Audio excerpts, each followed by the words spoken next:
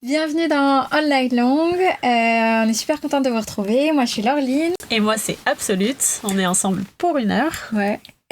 Pour ce nouvel épisode dans lequel on va parler de quelque chose d'assez cool, on va parler de chance et d'opportunités. Ouais. Mais avant, on va vous faire une petite revue de presse des news qui nous ont un peu marqués et dont on a envie de parler. Vas-y, tu commences. Pour la revue de presse, moi je voulais commencer avec un petit sujet brûlant. Je tape dans le dur pour commencer. C'est le sujet dont vous avez sûrement déjà entendu parler, qui est celui du festival à Marseille, Le Bon Air, et de Hayat Models. En gros, ce qui s'est passé, pour résumer, c'est que Hayat Models a été booké par le festival Le Bon Air pour jouer. Sauf que entre-temps, il a été booké ailleurs le même soir. Et du coup, il a voulu pouvoir faire les 2 gigs. Et donc, il a booké un jet privé pour pouvoir aller le plus rapidement possible entre ces 2 gigs. Donc de ça, on a découlé une polémique parce que du coup, le Bon Air Festival a décidé de déprogrammer Hayat Models en disant que, écologiquement parlant, ça n'avait pas de sens, que le festival aurait dû être consulté avant que la décision de prendre un jet et du double booking soit faite. Et donc, le Bon Air a tout expliqué sur ses réseaux. Pour, je pense, rendre public l'affaire et éviter peut-être un backlash avant que Hayat Models en parle. Et de ça découle aujourd'hui une tribune qui a été écrite pour favoriser la transition écologique du secteur musical, favoriser le dialogue entre l'État et le secteur culturel et le secteur de la musique, et puis essayer de s'engager pour un peu plus de on va dire peut-être de raison dans la façon de se déplacer des artistes et aussi du monde de la musique. Je sais pas ce que t'en penses, mais moi, quand t'es à ce niveau-là, niveau de cachet, t'as pas besoin d'un double booking. C'est vrai.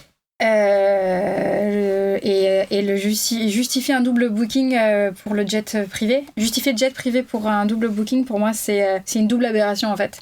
C'est pas...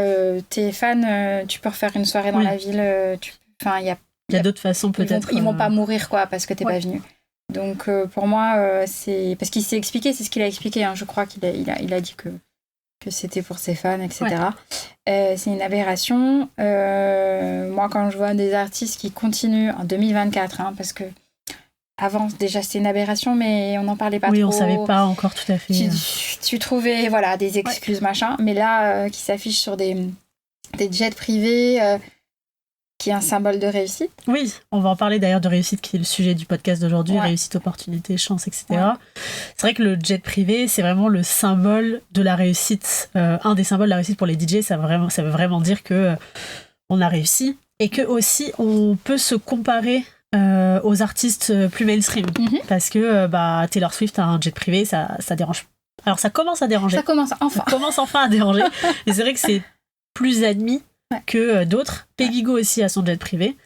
Et du coup, c'est vrai qu'on se dit, avoir son jet privé en tant que DJ, ça veut dire que même si on vient d'un courant qui est un peu plus underground que le courant mainstream et pop, qu'on arrive quand même à la même hauteur que ces artistes-là. Mais ça reste une aberration écologique. Donc c'est vrai qu'il faut trouver le juste milieu. Moi, alors, je vais être un peu plus tranchée sur ça. Pour moi, t'as envie de prendre le jet privé, tu prends ton jet privé. Ok. En revanche, si tu fais du greenwashing sur tes réseaux, ça, c'est clair. Tu te fais passer pour vegan, pour l'environnement, tu nettoies la plage avec des trucs et qu'ensuite derrière tu as un jet privé, ça c'est clair. Ça me... mais c'est de l'hypocrisie, c'est vrai que c'est... Mais tu t'imagines même pas combien de gens, même il y a des gens qui ont fait leur fame sur les réseaux sociaux, pas la fame musicale, mais un fame réseaux sociaux en disant je suis végane, j'aime les chats, j'aime les animaux, etc. Je vais pas dire de nom parce que j'aime pas, mais et ensuite qui demandent un jet privé tout l'été, donc ça me... C'est clair. Voilà. Je pense qu'on aura l'occasion de reparler du sujet de l'écologie parce que c'est hyper important. Et je pense qu'il y a aussi parfois des nuances aussi à apporter et parce que la question du tour est importante aussi. Et quand on est artiste, notre fond de commerce, c'est de tourner. Donc il y a une tension et des solutions à trouver là-dessus. Moi, je l'ai pris, je l'ai pris plusieurs fois. Donc avec Sven, quand mon copain travaillait pour lui. Donc, mais j'étais zéro consciente de ça. Et c'est pas encore peut-être le moment où il y avait cette conscience. Je m'étais jamais intéressée. Ouais. Pas que je m'en foutais, hein, mais c'est vrai que je m'étais pas intéressée. Et en fait, c'est lors du dernier vol, on m'en avait parlé. Et je m'étais sentie trop mal. Et puis après, j'ai jamais repris. Mais c'est vrai que j'avais pas de conscience de ça. Moment, tu te dis, en fait, ils le prennent, donc je vais dedans, il n'y a pas de souci. C'est juste un petit avion. Mais en fait, t'as tout ce qui est le kérosène, le fait qu'on soit pas beaucoup dedans. Et c'est surtout ça, c'est que t'es très peu. En fait, je pense que oui, t'as dû te dire, vas-y, de toute façon, on aurait pris l'avion quoi qu'il arrive. Ouais. Alors qu'en fait, il y a beaucoup moins de personnes, mais on utilise quand même beaucoup de kérosène, donc je pense que ça. Ouais, donc ça c'est. Mais bon, on en reparlera parce que y a trop de trucs intéressants. Il y a beaucoup de choses à dire là-dessus, c'est clair. Ouais. Shout out to Pioche Magazine en France là qui parle beaucoup de ça et qui font des trucs assez intéressants sur les réseaux sociaux, donc allez les voir. Carrément. C'est intéressant. Next. Moi, je voulais juste parler de Brix Festival. C'est un festival à Toulouse les 5 et 6 juillet. Et j'ai envie d'en parler parce que c'est ceux qui ont fait Hibernation. Hibernation en Andorre. Et c'est une super équipe. Et que j'ai parlé au public parce que c'est ce qu'on fait là avec le Bing.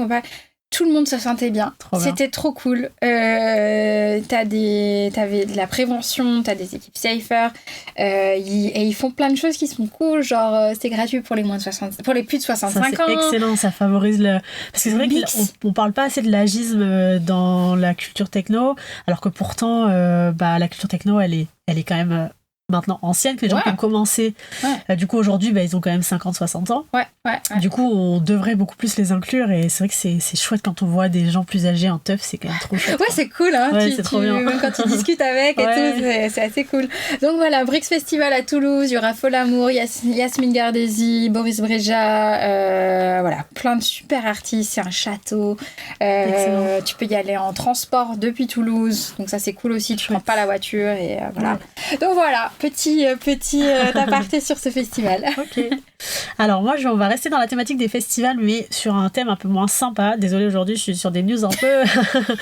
Alors, moins sympa, on va voir. Parce que pour le coup, c'est la ville d'Amsterdam, donc la maire d'Amsterdam, qui a décidé de vouloir laisser plus de place aux petits festivals, donc leur laisser plus de place pour exister dans la ville, mais au détriment des plus gros, comme le DGTL, le Dekmantel, etc.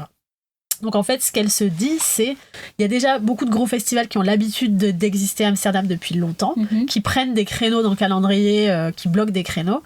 L'idée, ce serait de laisser un peu plus de place sur le calendrier à d'autres festivals. Sauf que du coup, la décision, elle n'a pas encore été actée.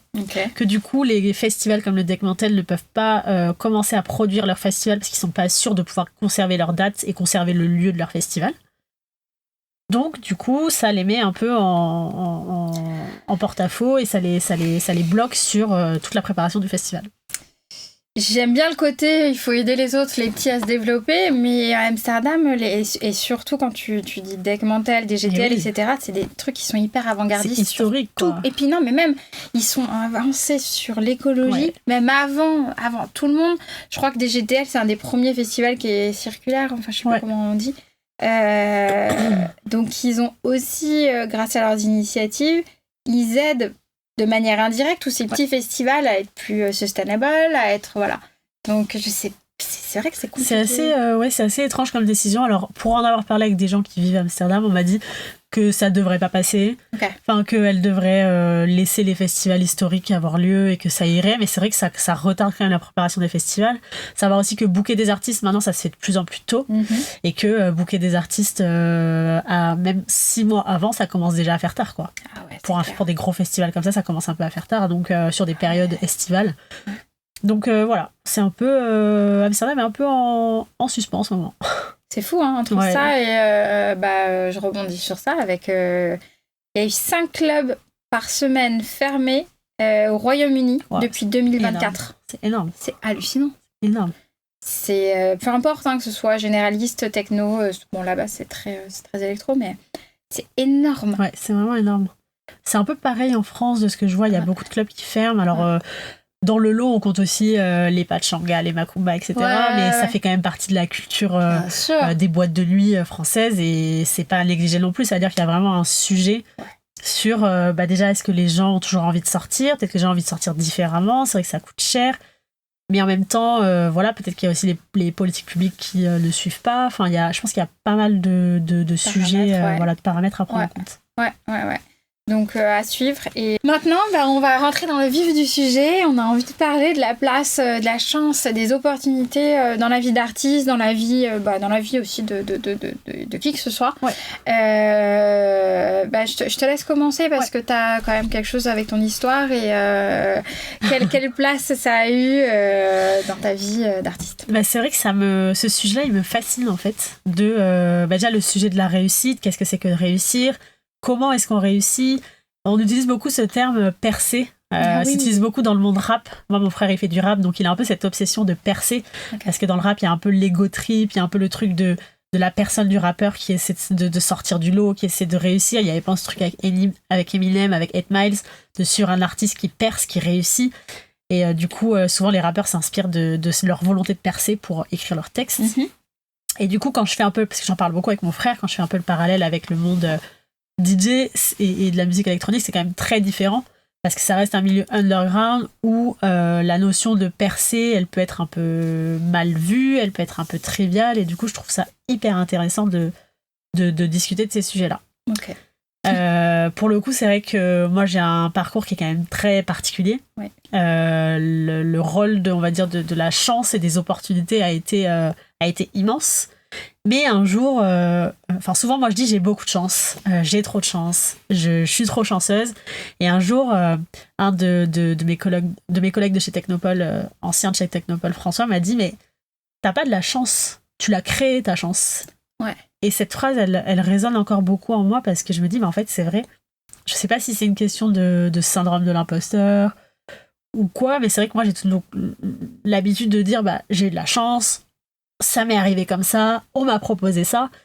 Alors qu'en fait, avant que je devienne DJ et que je commence à émerger, ça faisait 10 ans que j'étais dans le monde des musiques électroniques. Je sais, c'est pas arrivé comme ça d'un claquement de doigts. C'était quoi le point tournant pour toi ? Le point tournant, ça a été la création du Vénus Club. Et ça, pour le coup, c'est un vrai hasard. Alors, oui et non. Ok. Vas-y. Allez, je raconte un peu l'histoire. En gros, donc moi, ça faisait 10 ans que j'étais dans le monde des musiques électroniques et je m'étais toujours dit, bon, j'ai envie de bosser dans ce milieu, j'ai envie d'en faire partie, qu'est-ce que je pourrais faire ? Déjà, je vais pas être DJ. C'est ce truc de internaliser. Déjà, je serais pas DJ parce que pour moi, c'était inconcevable, tu vois. Donc déjà je serais pas DJ, je peux faire de la com, écrire des articles, tout ça c'est chouette. Donc c'est un peu ce que j'ai fait, j'ai basé tout mon parcours là-dessus. J'ai vraiment créé mes opportunités, j'écrivais des articles, j'allais interviewer les gens que j'avais envie de connaître et dont j'avais envie d'apprendre des choses, tu vois. Donc j'ai interviewé le duo Bicep, je voulais avoir des contacts au Rex, donc j'ai interviewé quelqu'un qui bossait au Rex, je voulais avoir des contacts à tel endroit. Donc je crée mon petit réseau en interviewant les gens. J'avais un blog de musique aussi. J'ai vraiment tout donné pour être dans ce milieu-là. Et puis un jour, je me suis boostée à mixer. Donc je me suis entraînée tous les jours, 1 heure par jour, parce que j'avais vraiment envie d'y arriver. Donc l'importance du travail aussi. 1 heure par jour, c'était un... Ah ok, j'aime bien ça. Ouais, c'est pour moi, la régularité, c'est la clé. Si tu veux apprendre un truc, il faut le faire régulièrement tous les jours. Donc 1 heure par jour, je mixe pour y arriver. Et puis au bout d'un moment, j'arrive à faire mes transitions et je me dis, ce serait quand même cool d'avoir des copines avec qui mixer parce que l'émulation, il n'y a rien de mieux que d'apprendre avec des gens et des potes. Et je voyais, j'avais des potes mecs qui faisaient ça, ils se faisaient leur apéro mix, ils étaient contents, ils s'amusaient et tout, et ça marchait bien, tu vois. Je me suis dit, je vais poster, j'ai pas de copines qui mixent, mais je vais poster un message sur un groupe où il y a que des meufs qui aiment la techno, et puis on verra si j'ai quelques réponses, tu vois. Donc je poste un groupe en disant, salut les meufs, c'est un groupe qui s'appelle Technopine qui a été créé par l'IA. Salut les meufs, est-ce qu'il y a des meufs sur Paris qui apprennent la mixer et qui aimeraient faire des apéros mix ? Moi c'est mon cas en tout cas, voilà. Je pensais avoir 2-3 réponses, peut-être une d'une meuf qui est à l'autre bout de la France, voilà. Et en fait j'ai une centaine de meufs qui a répondu. Une centaine de meufs sur Paris qui étaient trop chaudes de faire des apéros mix et qui apprennent à mixer aussi. Donc du coup, de fil en aiguille, on a essayé d'organiser ça. Malheureusement, le second confinement a été prononcé la veille du jour où on devait se rencontrer. Donc on ne peut pas se rencontrer. Mais tant mieux, parce qu'en fait, si on s'était rencontrés, c'est sûrement que le projet de mon collectif ne serait jamais né. Ouais. Donc en fait, on ne s'est pas rencontrés, mais on s'est dit, il y a un truc qui se passe, il y a l'émulation, il y a de l'énergie, il faut pas la perdre. On n'a qu'à sortir des mixtapes. les gens peuvent pas sortir en ce moment, il n'y a pas de club, c'est fermé, c'est le Covid. Nous, on peut pas se voir, mais les gens, ils sont chez eux, ils ont envie d'écouter de la musique, donc sortons des mixtapes. Comme ça, on montre qu'il y a des meufs qui existent, qui sont sur la scène. Ouais. On commence à sortir, on prévoit le projet Vénus Club, on crée une identité graphique, des éléments de langage, on prépare tout. On sort les mixtapes, et là, on sait pas pourquoi, des milliers d'écoutes. Et là, du coup, le projet Vénus, le collectif naît, etc. Puis en avril, les clubs commencent timidement à réouvrir, et là, on reçoit des demandes de booking. Alors qu'on sortait de nulle part, on était inconnus, on commence à recevoir des demandes de booking et à tourner partout. Et c'est comme ça que ma carrière a démarré. Qui au départ, je la voyais même pas comme une carrière, hein. C'était vraiment au départ, je mixe un peu partout avec mes copines. Mais tout ça pour dire qu'en fait, ça c'est vraiment le facteur chance de le confinement est proclamé, on peut pas se voir, du coup on crée nos mixtapes, ça marche, et on tourne. Par contre, là où c'est aussi nous qui nous sommes créés cette opportunité-là, c'est que on a beaucoup travaillé pour que la sortie de ces podcasts-là soit intelligente. Ouais. On a bâti toute une stratégie de com, des éléments de langage, on avait bien tout préparé pour que quand les gens réceptionnent tout ça, ils aient envie d'écouter. Donc, et moi, j'avais aussi mon bagage de 10 ans dans la musique électronique. Il y avait d'autres filles dans le collectif aussi qui étaient sur la scène depuis 10 ans, d'autres qui étaient passionnées aussi depuis un bon moment, qui avaient un regard particulier sur la scène. Donc en fait, c'est pas juste on a sorti nos mixtapes et ça a marché. C'est vraiment, on s'est créé notre opportunité de faire que ça marche parce qu'on a travaillé sur toute la sortie des podcasts, l'identité graphique, les éléments de langage, la communication pour que ça marche ensuite. Je vois pas, moi, le côté chance là-dessus, je vois plutôt un coup de pas de bol qui a été transformé en opportunité. Le Covid, je vois pas la chance, je vois plus une transformation d'un problème en une opportunité, ouais. et cette opportunité, elle a porté ses fruits en fait. Carrément. Parce que là, plus peut-être dans la rencontre des filles, tu vois. Ça, ouais. Au tout début, de se dire, vas-y, je poste un message sur un groupe un peu au hasard, tu vois. Et là, bam, ça prend d'un coup. Et puis aussi la chance que nos personnalités matchent et que le collectif ça c'est plus de la chance, ouais. Voilà, que vous entendiez bien. Ah ouais, c'est-à-dire une vingtaine de meufs qui se rencontrent, qui se connaissent ni d'Ève ni d'Adam et qui arrivent à former un collectif, qui arrivent à faire en sorte que ça marche. Ouais. C'est improbable. Ah improbable. Ouais, c'est clair, c'est improbable. Et ça me fait penser à l'histoire de Archie Hamilton. Ouais. On l'avait interviewé, on lui avait demandé mais comment ça s'est passé pour toi avec le crew Fuse. Et il disait, alors moi je sortais tout le temps. Je produisais de bedroom DJ, tu vois. Ouais. Donc, il sortait. Et un jour, dans une soirée, il voit, je crois que c'était Enzo Siragusa, qui joue son track. Et il fait, hey mate, c'est mon track, regarde, machin. Et donc, il le fait monter sur scène, il rencontre tout le crew. Mais ce qui m'a marqué, c'est qu'il nous a dit qu'il n'est pas rentré dans le crew avant 3 ou 5 ans. On va vous remettre la vidéo pour vous, voilà, ce petit truc. 3 ou 5 ans. Donc, en fait, il a continué à sortir, il a continué à produire. Il est allé là-bas, il s'est montré, il a supporté le crew qui le faisait rêver parce que c'était sa musique, c'était une bande de mecs qui kiffaient. Et il s'est accroché. Donc, il a créé son opportunité.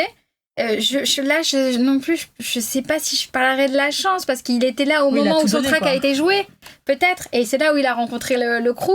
Donc il y a un petit facteur chance, mais il a provoqué derrière après.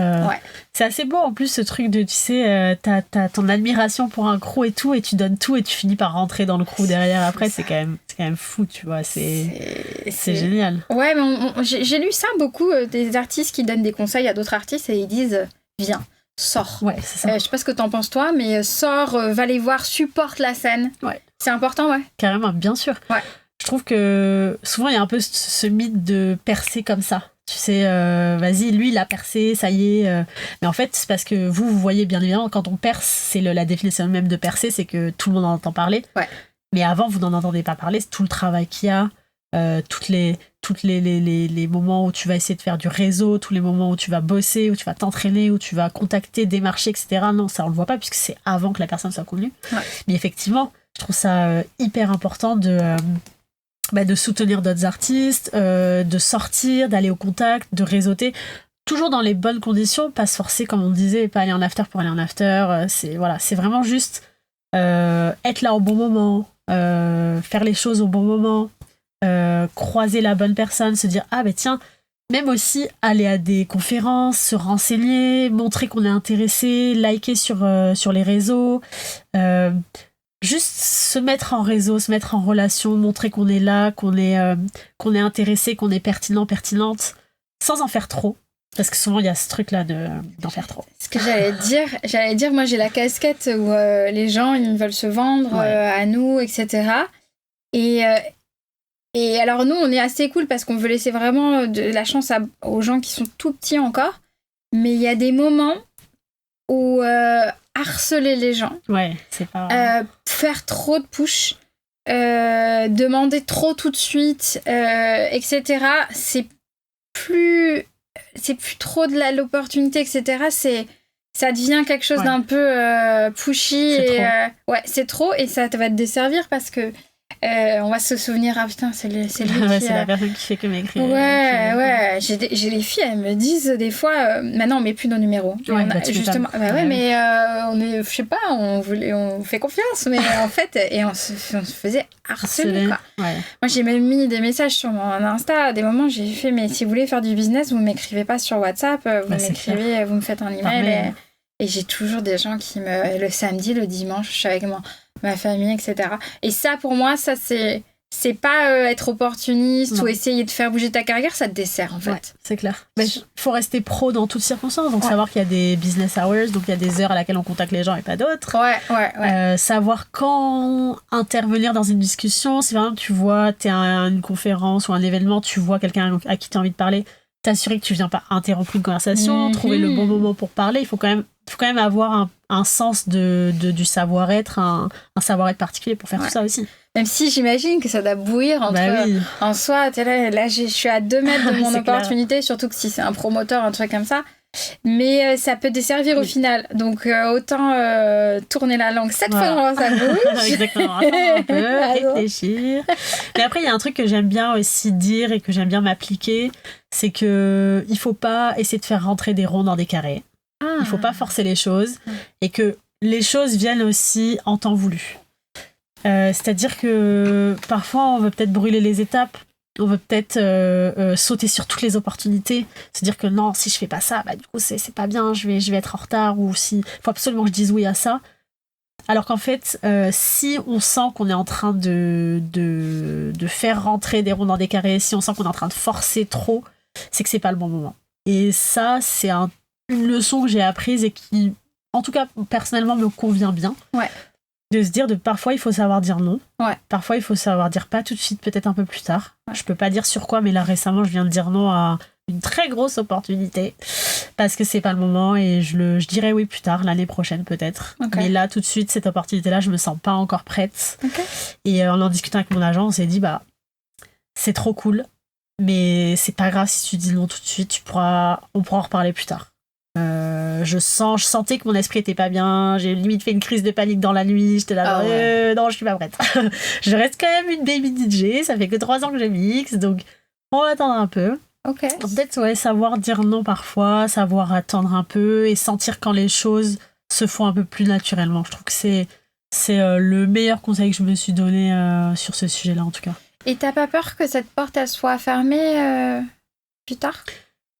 Je pense qu'il y a une question d'estimation aussi, de se dire est-ce que tu sens que cette porte sera fermée à plus tard ? Là, on a l'impression que cette porte, elle sera pas fermée. Elle va pas rester fermée. Donc, je pense que je pourrais toujours y revenir plus tard. Donc, j'y reviendrai plus tard. Tu me le diras en off. Oui, je te dirai en off. Ah ouais, d'accord. Et en fait, c'est ça me fait penser aux gens qui veulent tout avoir tout de suite. Alors là, je vais te parler de ces grosses plateformes qui font percer les DJ d'un coup. Et qu'est-ce que tu penses de ce genre d'opportunités, parce que c'est des opportunités qui font exploser des artistes tout de suite. Est-ce qu'il y a une vraie légitimité ? Est-ce que c'est la plateforme ? Est-ce que c'est l'artiste ? Qui a fait percer qui Est-ce qu'on regarde parce que c'est cette plateforme ou est-ce qu'on regarde parce que le set était vraiment bien ? Disons que je je suis pas choquée parce que c'est la même chose que les majors et les labels, si tu veux. Ah oui. C'est le label ou les majors qui a décidé que tel artiste était bankable et que du coup on allait en faire une pop star immense, tu vois. C'est aussi la même chose avec les pop stars coréennes, avec les pop stars japonaises, avec les groupes comme ça.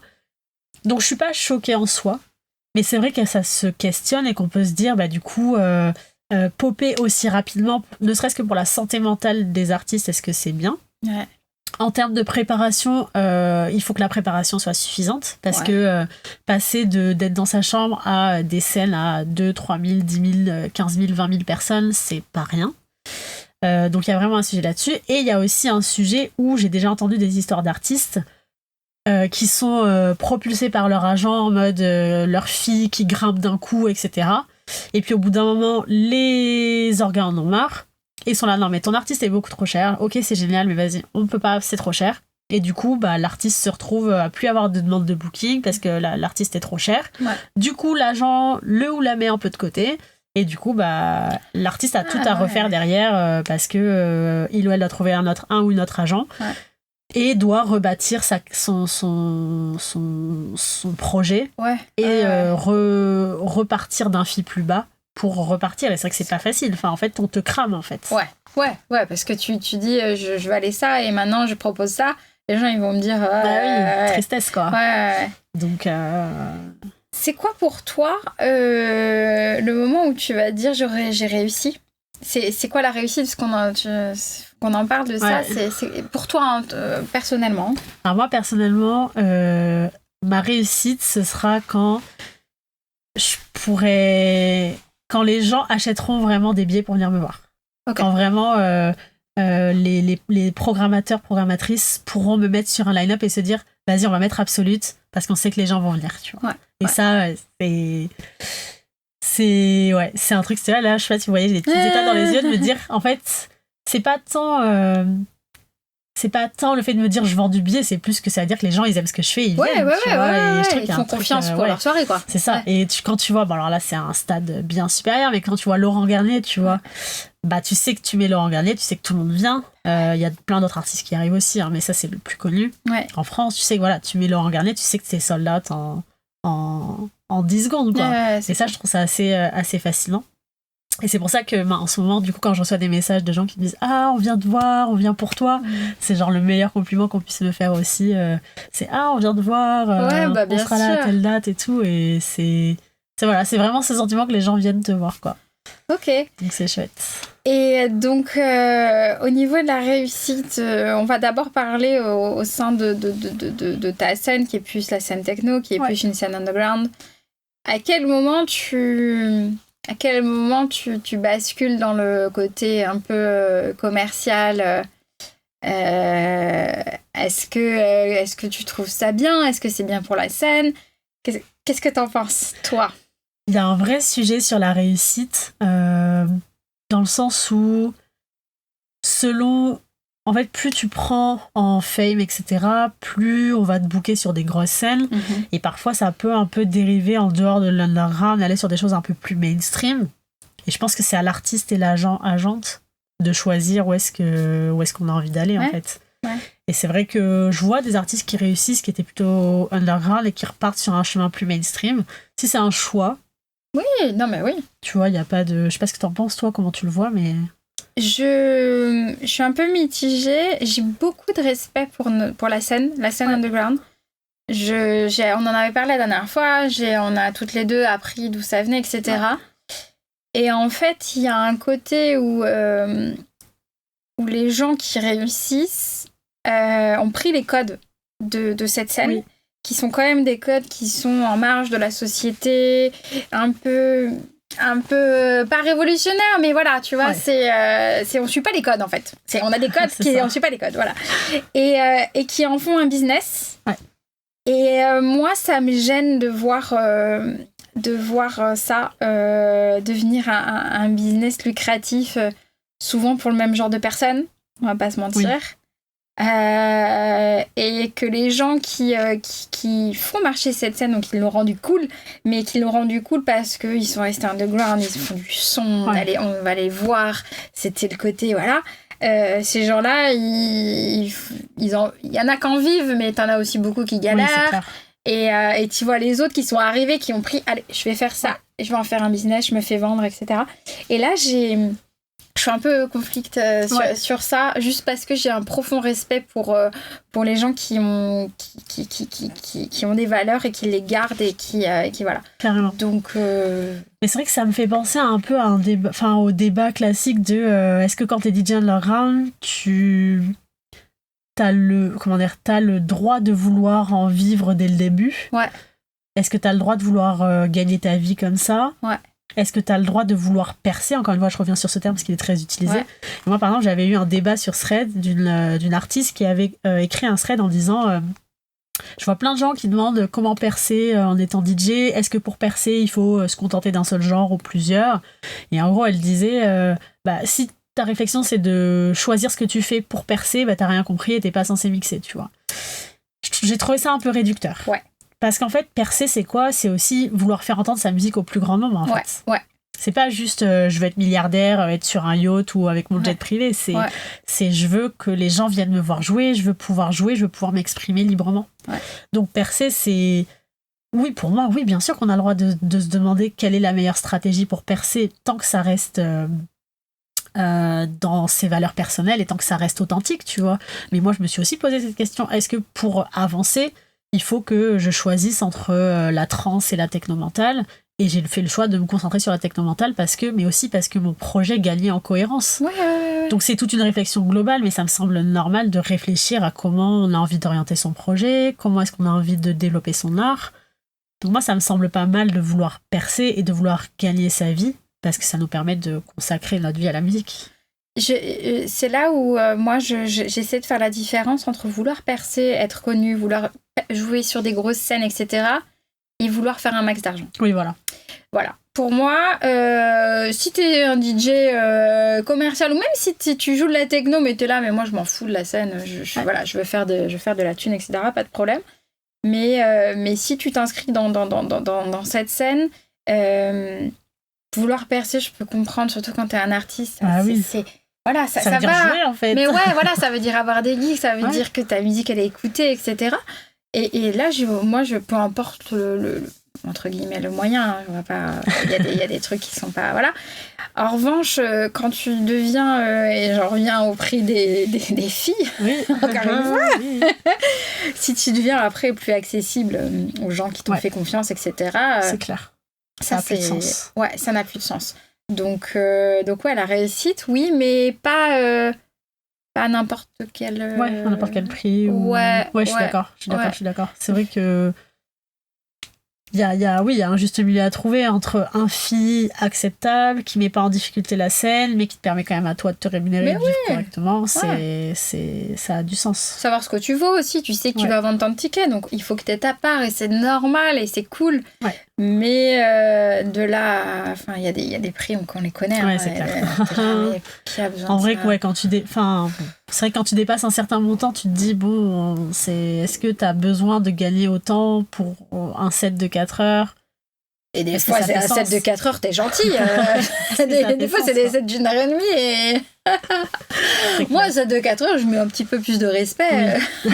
Mais bon, c'est vrai que tu te dis, bien sûr qu'il y a du travail. Je suis la première à savoir qu'il y a du travail derrière. Il y a l'achat des tracks, il y a plein de choses. Mais c'est vrai que ne serait-ce que pour équilibrer aussi les filles du line-up et se dire que la personne, l'artiste émergente est bien rémunérée aussi, il y a un peu un juste milieu à trouver, quoi. Si elle est payée.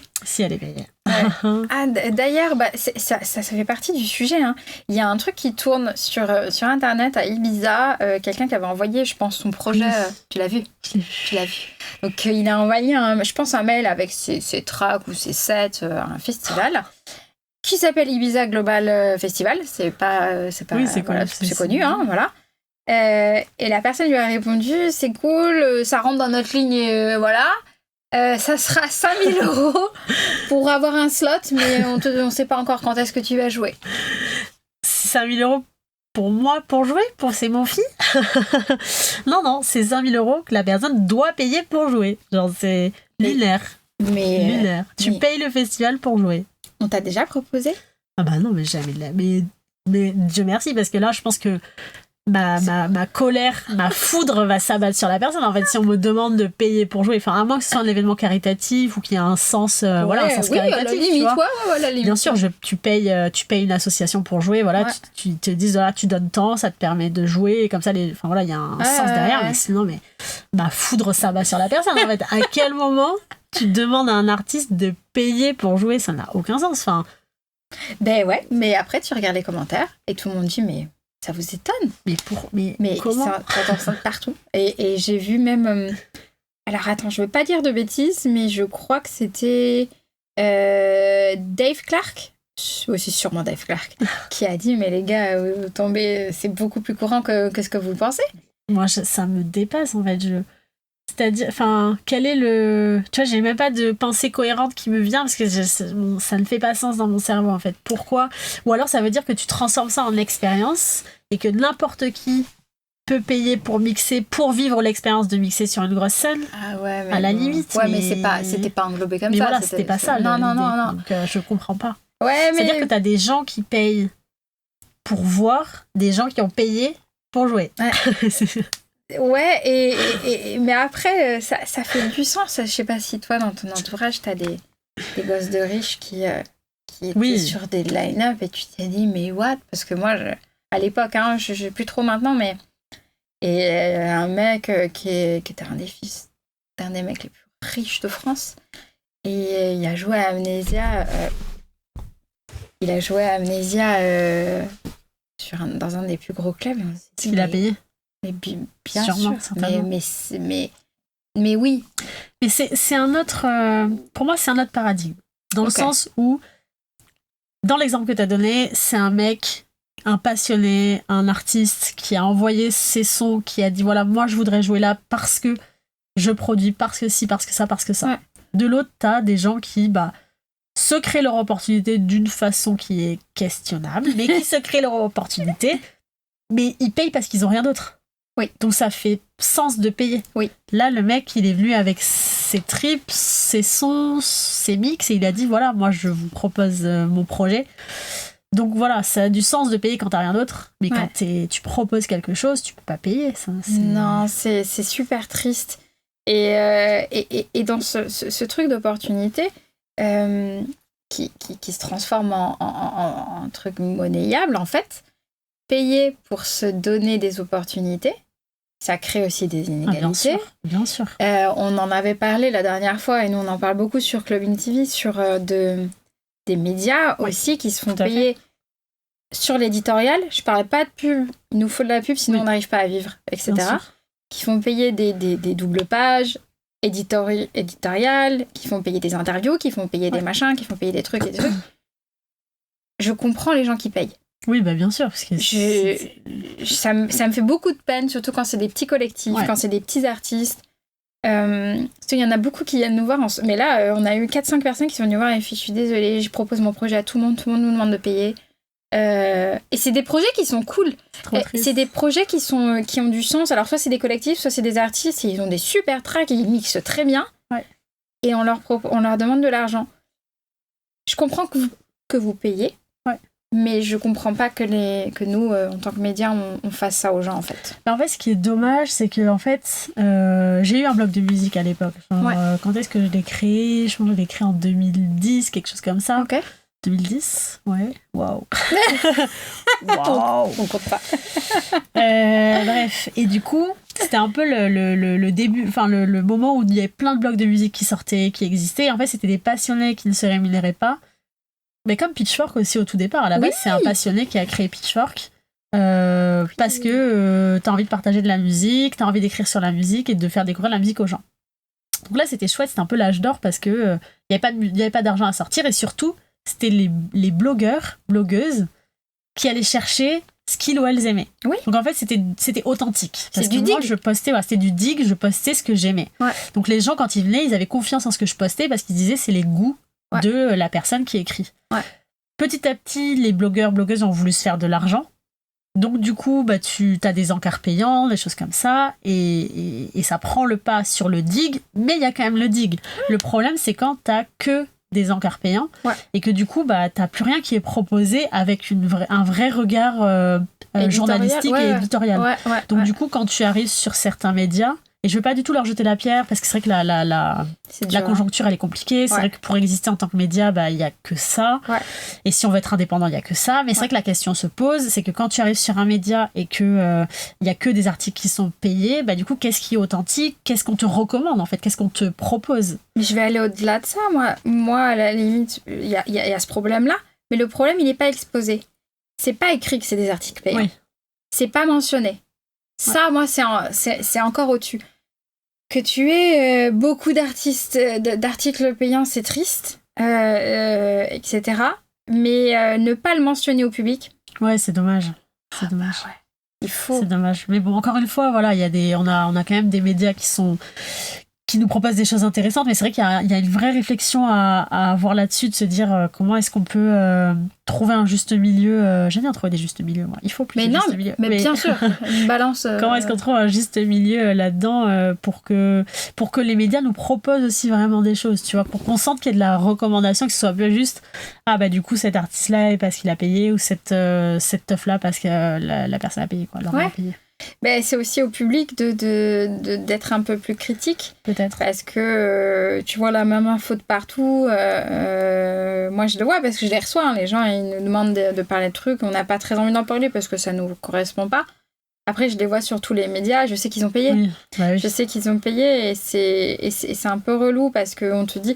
Moi, ce qui peut aussi être des dérives, c'est quand une soirée fait payer. Donc, paye un média, etc. Le média, il dit c'est trop bien, mais tu ne sais pas si c'est trop bien. Et on ne sait pas si c'est safe. Exactement. Si c'est suffisamment safe pour être recommandé. Est-ce que la musique est quali? Est-ce que ça va être bien? C'est vrai que du coup, il y a un... C'est un sujet... voilà, ça fait toujours partie de se créer des opportunités. Il faut que nous, médias, on le fasse mieux. Faire comme... plus éthique. Tu sais, il y avait plus éthique comme là, le coup de balai qu'il y a eu dans les influenceurs. En disant, il faut que vous le mentionniez quand il y a un. Il faut qu'il y ait la même chose pour nous. Et je sais que nous, et il y a des gros médias aussi... j'ai l'impression que c'est parce que plus t'es gros, plus t'es obligé de le faire de toute façon. Pour vivre, non, mais pas ça, au niveau de le mentionner. Oui, genre, je sais que Publi Reportage, c'est mis. J'avais vu Electronews, ils écrivent à chaque fois que c'est ces trucs. Mais mais c'est bien. Et au moins, t'es carré sur ce truc-là. Et alors, après, est-ce que en tant qu'artiste, en tant que label, ça te fait pas... t'es triste parce que ça dessert un peu forcément, tu vois. Mais avant, le jeu, c'était justement t'as un ou une attachée de presse, ou alors toi tu fais ton boulot de communiquer pour que le média ait envie de parler de toi, et le média a envie de parler de toi, c'est un gage de qualité en plus, tu vois. Donc peut-être qu'il faut prendre le problème à l'envers et de se dire c'est vrai que c'est dommage quand c'est mentionné paid partnership, mais ça donne plus de valeur à ceux qui arrivent à se faire publier sans. Oui, carrément. Mais encore une fois, ça revient à une question de contact aussi. Et t'as certains artistes qui y arrivent mieux parce qu'ils ou elles ont plus de contacts. Donc c'est toujours compliqué. Ouais, c'est compliqué. Et surtout qu'il y a des attachés de presse maintenant qui vendent aussi. Et qui vendent. Qui vendent aux médias. Et il y a des trucs qui se font vendre qui sont hallucinants. Donc, C'est, toi, tu te retrouves face à cette question. Publier reportage. Ouais, bien sûr, parce que j'organise aussi des événements. Donc, ça m'arrive parfois de devoir payer des encarts, de devoir payer de la pub. Parce que sinon, t'as pas forcément. Après, parfois, si mon projet est suffisamment intéressant, ça marche aussi sans pub. C'est cool. Ça, c'est cool. Et je remercie les médias qui parlent de certains de mes projets sans pub. Et c'est vrai que la plupart du temps, il faut quand même aligner un petit peu, quoi. Donc moi j'avoue je rentre dans ce jeu là parce que on n'a pas trop de choix. Tu penses à ton événement, au projet, et voilà, on a envie que l'événement soit réussi, quoi. Donc, surtout quand tu fais un événement, de toute façon c'est que de la promo, c'est de la promo. C'est de la full promo. Carrément. C'est de la full promo, c'est parce qu'après tu vas gagner de l'argent dessus sur ton événement. Donc c'est vrai que les événements c'est peut-être un peu un sujet peut-être un peu différent. Je sais pas. Parce que ce qu'on disait, c'est ce que tu disais, c'est très vrai. Le côté safe, le côté quali. Donc Et du coup, toi, quand t'as commencé, c'était quoi ta notion du succès? Et qu'est-ce que c'est aujourd'hui? Est-ce que ça a changé? Est-ce que tu te considères successful? Je crois que j'ai un problème avec le succès. Ok. Je sais pas comment l'expliquer, mais j'ai peur de réussir. Quand toutes les choses vont bien dans ma vie, ça va pas. Je déprime parce que j'ai l'impression qu'il y a quelque chose de mal qui va m'arriver. Non, que la contrebalance. Ouais. Ok. Donc en fait, je connais. C'est super fun. C'est trop bien ça. Et le succès, moi, c'était de pouvoir vivre correctement. Okay. Donc j'y suis presque là. J'ai un bon salaire, voilà. Et avoir assez de pouvoir pour donner sa chance aux autres. Ouais, ça c'est chouette ça. Ouais. C'est un très bon marqueur de succès. Ouais, et donc j'y arrive. Ouais. Disons que j'y arrive. Ça y est, là, je suis passée CEO de clubbing. J'ai plus de pouvoir ici. J'ai pas encore assez d'argent pour pouvoir laisser sa chance à tout le monde. Ouais. Et surtout que comme on en a parlé plus tôt, moi, je veux vraiment le faire de manière clean. Donc voilà, c'est ça. C'est le moment où je vais pouvoir avoir la chaîne et qu'on aura gagné assez d'argent pour donner la chance à tout le monde, pour développer des contenus pour les gens, pour faire briller les gens. Putain, là, je me dirais, ça y est. Et ça a toujours été comme ça. C'est vraiment pas par rapport à moi parce que j'ai ce problème-là et je veux pas être mise en avant moi. C'est clubbing. Sinon, je vais. Ça, c'est marrant parce que. Je ressens un peu ça aussi, de me dire, waouh, attends, tu vas te reprendre un coup de bâton, mais de là en avoir autant. J'ai l'impression que t'as vraiment peur. Ah non, mais c'est l'enfer, je veux pas. Ah ouais, et puis même, je pourrais jamais. J'arrive pas à faire face aux commentaires des gens. Ok. Ça m'a fait rire le TikTok que t'as fait là sur les commentaires que tu t'es pris face au truc France Info. Mais moi, je pourrais. Alors là, je pleure. Juste un peu pour mettre un peu de contexte. Donc, j'ai donné une interview pour France Info. Et une personne dans les commentaires a marqué mais ils sont où tes sourcils? Et c'est vrai que voilà, j'ai des sourcils très fins qu'on ne voit pas, et donc voilà, moi ça m'a fait rire en vrai, parce que bon, voilà. Mais oui, c'est vrai qu'être sur le devant de la scène, ça. Mais les gens sont méchants. Oui, les gens sont très méchants. J'ai encore des commentaires. Je faisais des interviews à l'époque quand j'ai commencé avec Clubbing, et j'ai encore des commentaires en tête sur une vidéo YouTube que j'avais fait avec Hardwell. Premier commentaire, le plus liké. Hardwell has a boner. Je savais même pas ce que ça voulait dire have a boner. Donc c'est à la trick. Ouais. Voilà. Je savais même pas, j'avais googlé. Sérieux quoi. C'était horrible. Et c'était pas un truc méchant sur moi. Mais c'est vrai, mais c'est dégueulasse. Et ça m'est resté là. Et en fait, tu te dis à chaque fois qu'il y a quelque chose de méchant qui est même qui est mis sur la chaîne, etc. J'y repense. Et c'est horrible. C'est horrible. Je peux pas être.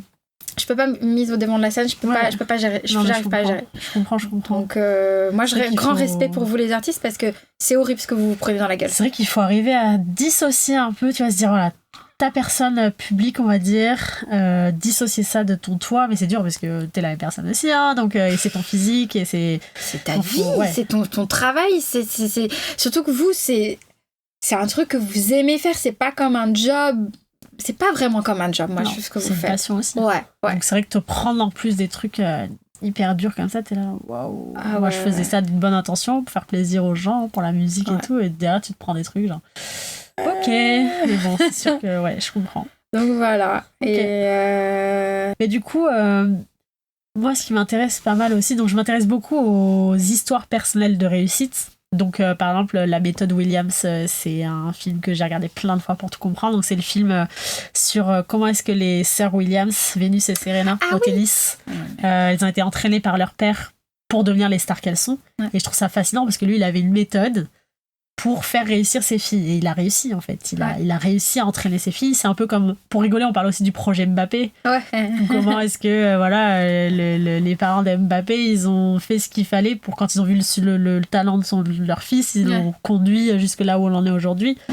Ouais. Pareil, l'histoire de Lady Gaga, elle est fascinante aussi, tu vois. Elle a tout donné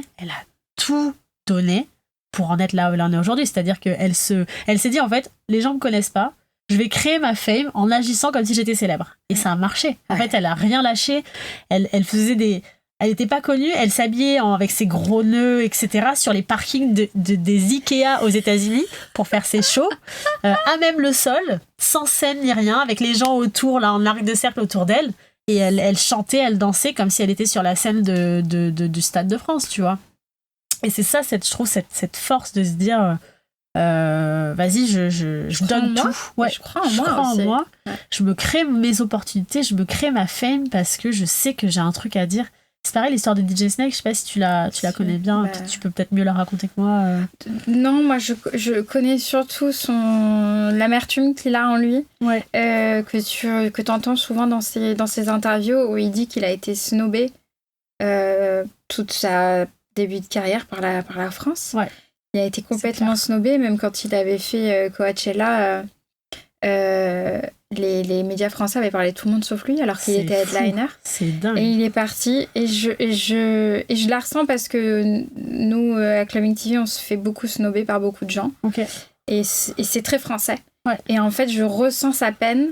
Et je ressens tu le sens, hein, il est énervé. Quand il donne les interviews. Il n'en donne pas beaucoup en France. Hein, non, mais maintenant, il les donne, tu les vois à qui il les donne. Il les donne aux médias, aux gros médias. Ouais, c'est ça. Les gens de la scène.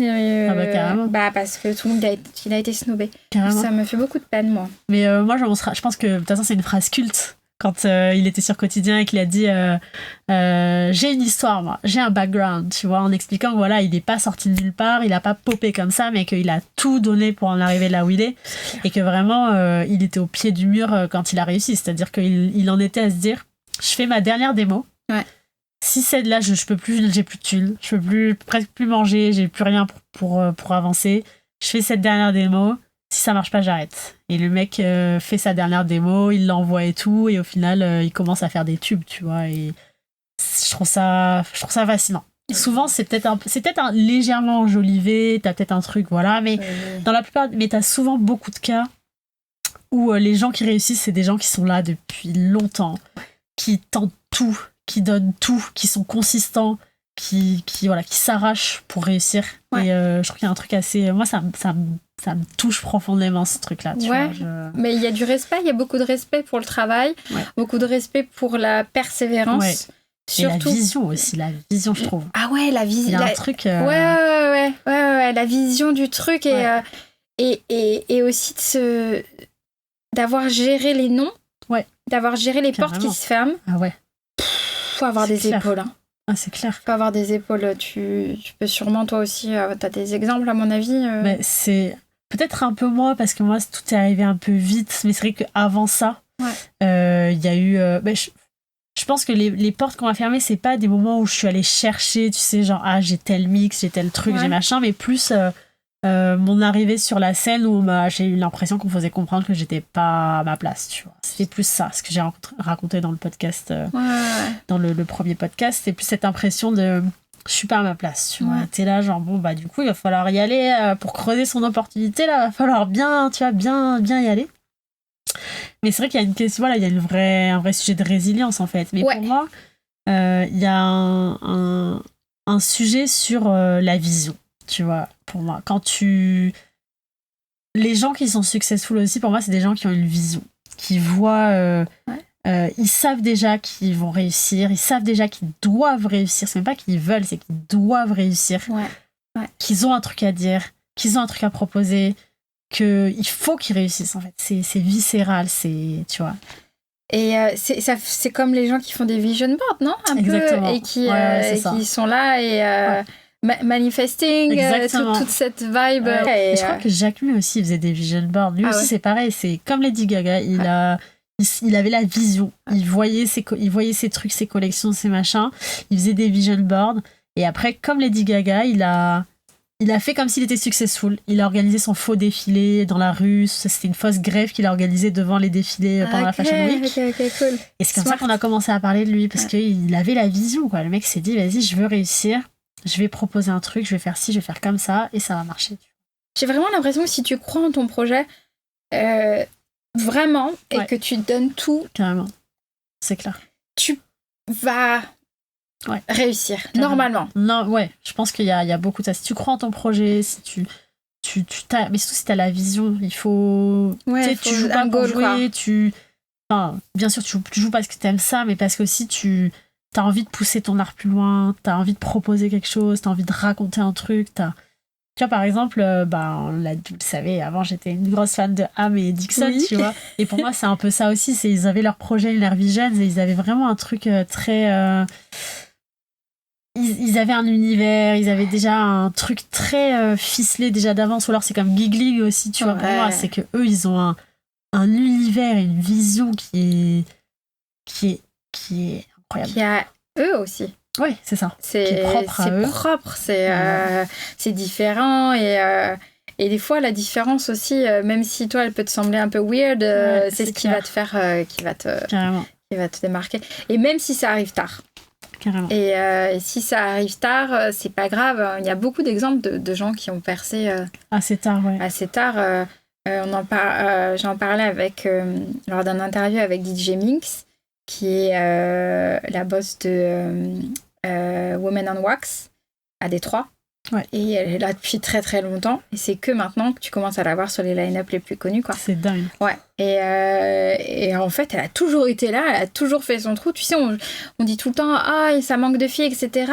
Alors, ça manque de filles, mais il y en a et on les snobait. Ouais. C'est ça aussi. Il y a aussi, à mon avis, il y aurait un sujet aussi à discuter avec toutes ces femmes qui sont là, qui ont été dans le milieu du DJing depuis très longtemps. Sûr.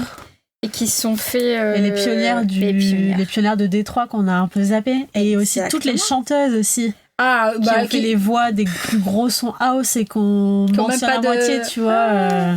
Bien sûr. Donc il y a aussi ce truc où on a snobé beaucoup de femmes et que j'aimerais avoir un petit retour de toutes celles qui ont été là depuis toujours et qu'on les book aussi. Et qu'on les book parce que c'est elles qui ont ouvert la porte à toi, à d'autres, etc. Alors moi, la DJ, la première DJ, alors pas qui m'a donné envie de mixer parce qu'à cette époque-là, pour moi c'était impossible que je mixe encore, mais où je me suis dit waouh, c'est possible d'être une femme noire et de mixer, c'est DJ Paulette. C'est vraiment genre, j'étais fan, tu vois, j'étais fan de DJ Paulette, je l'adore. Ouais, je l'adore. Cool. Je l'adore. Tu sais que c'est notre voix sur pas mal de trucs. Mais si, elle bossait avec nous depuis le début de Claving. Je suis fan. T'as lu son livre? J'ai commandé, je l'ai pas lu, mais j'ai commandé son livre parce qu'il est sorti. Oui, il y a pas longtemps. Moi, je l'ai eu parce que je suis en tant que journaliste, c'est pour ça. Bien, mais il faut que je le commande. Il est fou. Et du coup, elle a donné un article, je crois, une interview pour Tsugi, je crois, où elle parle du fait qu'elle est là depuis très longtemps et qu'elle a eu peur, elle a eu un petit passage à vide et en étant plus âgée, elle a eu peur de ne pas pouvoir continuer. Et en fait, heureusement, elle a tout donné. Là, elle a tout donné et ça y est, elle recommence à être partout sur tous les line-up et ça fait trop plaisir à voir, tu vois. Genre, j'ai un peu discuté avec elle sur Insta, j'ai dit merci de m'avoir inspirée, merci d'être l'une des premières femmes noires que j'ai vu mixer qui m'a fait comprendre que c'était possible, tu vois. Ouais. Et je suis ravie de voir que du coup elle continue à mixer parce qu'il y a une forme d'agisme aussi, mais qui concerne malheureusement, comme dans le cinéma, plutôt les femmes que les hommes. Parce que dans le cinéma, quand t'es un homme, la cinquantaine, c'est quand tu ta deuxième jeunesse, les cheveux poivre et sel, c'est sexy. T'as les meilleurs rôles de ta vie des fois aussi, à alors cet âge-là. Les femmes, elles sont un peu plus vieillissantes, elles commencent à avoir des rides, donc c'est pas bien. Elles commencent peut-être à avoir la peau qui vieillit, donc c'est censé être moins joli. Ouais. Les DJ, c'est pareil. Je pense qu'on a une image tellement fantasmée des DJ femmes qu'une DJ plus âgée, c'est pas sexy, donc ça fait pas envie, alors que on s'en fout en fait. Et au contraire, genre t'as envie de voir une diversité, une pluralité de personnes qui mixent, et je pense que ces femmes ne mixent jamais mieux qu'à cet âge-là, puisque forcément tu prends de l'expérience et que voilà, donc voilà, t'as ce côté late bloomer aussi qui peut faire peur, de te dire est-ce que si je perce en étant plus âgée, est-ce que ça va marcher parce que je suis moins sexy, je suis moins enfin sexy pas dans le sens sexy mais sexy dans le sens mon projet est attirant. Ouais. Moi c'est vrai que cette question je me la pose, enfin il y a souvent des moments où je me dis putain, c'est dommage si j'avais commencé plus tôt et eu les opportunités que j'ai là un peu plus tôt, ce serait quand même plus stylé que là d'avoir 34 ans et d'être au début d'être dans mon émergence à 34 ans, tu vois. Et après je me dis mais non, les choses se sont passées comme elles devaient se passer. J'aurais pas du tout eu les mêmes opportunités, le même savoir, le même regard, le même recul, la même expérience. il y a 10 ou 5 ans, tu vois. T'es pas aussi mature aussi. Mais bien évidemment, là, je suis trop contente d'avoir la maturité que j'ai aujourd'hui pour affronter ce milieu. Parce que je connais des artistes qui tournaient vachement quand elles avaient 25-26 et en fait elles ont un peu explosé en plein vol parce que c'était trop de pression, elles sortaient trop d'excès, elles prenaient trop d'excès parce que tu connais pas encore très bien le milieu, t'as pas assez profité, donc des fois, un peu plus tard, si tu t'accroches, ça peut arriver. Il y a plein de success stories comme ça. Hein. Ils en parlent tous de certains milliardaires. Alors lui, il a commencé dans son garage, il avait 45 ans. Ouais, je ne connais pas par cœur, mais donc ça peut arriver plus tard. Après, c'est à nous aussi, en tant que public, de nous... de se dire que c'est... si je vois une gamine ou une personne plus âgée. Et limite, c'est plus intéressant, tu vois, de se dire, tiens, c'est quelqu'un de différent, qui a un regard différent, plus d'expérience, qui va nous apporter quelque chose d'autre. Ouais. Donc, et j'ai l'impression qu'aussi, la génération là, actuelle, celle qui sort, il y a un petit sentiment où les gens ils ont envie de retourner aussi à comment c'était avant. Ouais. Et donc aussi, il faut que les gens ils jouent sur ça et que tu montres que même que tu étais là avant et que bon, bien sûr, il faut que tu évolues dans ta musique, sinon tu joues que tes mêmes tracks. Oui, c'est clair. Pas rester enfermé dans son bien sûr. Mais je pense qu'il y a de la place pour ces gens-là et il faut leur faire de la place. Il faut. Et il faut leur donner de la place aussi dans un côté un peu respectueux de voilà, vous étiez là. Sans en faire trop non plus. Et c'est pas non plus les dieux sur terre, mais c'est vrai que c'est clair. Reconnaître que c'est quand même les pionniers, les gens qui nous ont ouvert la voie. Tu vois, alors là, je vais encore refaire l'ancienne, pardon. Et c'est vrai que tu vois, quand tu vois qu'il y a des gens... qui connaissent pas forcément les pionnières, qui savent pas d'où ça vient, qui savent pas vraiment d'où ça vient. Je demande pas d'être une encyclopédie sur pattes, pas du tout, mais juste d'avoir un peu de curiosité sur qui a démarré ce milieu-là et voir parfois certains artistes qui nous ont ouvert la voie, qui arrivent plus à tourner parce que plus personne s'intéresse à eux parce qu'ils sont plus âgés. C'est triste, c'est dommage. Super triste. Mais après, la question, c'est vrai de se renouveler, elle est hyper importante. C'est comment est-ce que quand tu as une carrière sur le long terme, comment est-ce que tu continues à du coup, pareil, à te créer tes opportunités, à faire en sorte que ton projet il perdure, en fait. Et souvent, c'est... Moi, ça me fait un peu peur, ça. De se dire, t'imagines, tu dois rester sur la scène pendant 20-30 ans, intéresser les gens pendant 20-30 ans, et te dire que les gens vont continuer à vouloir avoir envie de venir te voir, c'est... Parce que parfois, même si tu peux toujours faire des sets aussi quali, les gens ils peuvent se désintéresser, tu vois. Parfois, t'as de la chance, enfin, pas de la chance, je sais pas si c'est de la chance, on en revient à ça, à la chance. Je sais pas, je me dis, par exemple, qu'est-ce qui fait que Laurent Garnier, les gens ont envie de le voir? Oui, bien sûr que ces sets c'est des vrais voyages, mais est-ce que un artiste qui mixe tout aussi bien, un autre artiste qui mixe tout aussi bien, garderait cette longévité-là, tu vois? Des fois, il y a des... Je sais pas, il y a un truc qui se passe entre le public et l'artiste, il y a une connexion, il y a un truc qui fait que ça y est, c'est le papa. Ouais. Mais pourquoi lui? Pourquoi pas un autre? Qu'est-ce qui fait que vraiment ça marche? Il a réussi à intéresser les générations et les générations. Il n'a pas gardé le même public. Ouais, mais comment? Qu'est-ce qui fait ce truc, quoi? T'as plein de... soit tu es très bon et alors tu vas intéresser tout le monde et t'as ce côté pionnier aussi. C'est ce côté pionnier qui dit t'as les gens qui veulent. Et après t'as le côté, ce que tu disais tout à l'heure, où je vais changer mon projet musical et jouer ce qui marche. Ce que font, voilà. Ça c'est dangereux parce que du coup tu suis la tendance et c'est vraiment... bah, bien sûr. Moi j'avais vu Nina, c'était... Enfin, en tout cas, de ce que j'ai vu, c'était une des premières à avoir mis un peu de psy et de hard dans ses sets. Et en fait, après l'avoir fait, donc la vidéo qu'on avait filmée, elle avait fait plein de vues parce que justement, elle jouait un morceau de psy. C'est la quête, pas machin. Après, tout le monde l'a fait.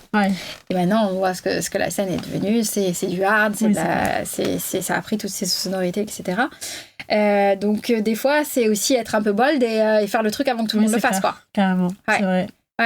Et pour tenir longtemps, on va regarder ces générations. Moi je vois beaucoup de gens qui s'arrêtent. Après c'était des carrières qui avaient commencé peut-être un peu trop rapidement comme ça et voilà. La longévité, ça va dépendre de ton travail. Hein. Ouais, c'est clair. Ça va être, et ta vision, je trouve aussi. Et ta vision à 100%. Les gens qui t'entourent aussi. Ouais. Les gens que tu t'entoures, les agents, tu regarderas. Et ça serait intéressant de bien regarder, mais je vois les artistes qui sont là depuis longtemps, et donc les Carl Cox, Laurent Garnier, ils sont avec David Guetta. Ouais. Leur agent, c'est celui C'est le même depuis... C'est le prêt, je crois. Ça, c'est ou bien, manager ça. ou agent, alors Okay. voilà, depuis le début. Ça, c'est trop bien. Donc, on est partis ensemble et on y va ensemble. On se connaît, on se fait confiance. Et surtout dans ce milieu. Et surtout, on se faisait confiance avant que je perce. Ouais. Donc, au moins, la relation, elle est plus serrée. Tu m'as fait confiance, je t'ai fait confiance. Voilà. On s'est poussé, tu m'as aidé. Moi, j'ai pu me concentrer sur ça, etc. Donc, il y a peut-être un truc à creuser aussi là-dessus, sur les artistes qui durent et leur côté un peu fidèle. Ouais, c'est clair. Fidèle à leur club, fidèle aux gens qui les ont aidés. Tout. Donc, carrément. Donc, voilà. Voilà pour ce sujet sur la chance, les opportunités. Retrouvez-nous sur les réseaux. N'hésitez pas à nous suivre et à commenter nos publications @The All Night Long Podcast. Et on est dispo sur toutes les plateformes, Apple Podcasts, Spotify, YouTube. Et nos podcasts sortent chaque 3e mardi du mois. C'est ça. Merci de nous avoir écoutés. À très vite. À très vite.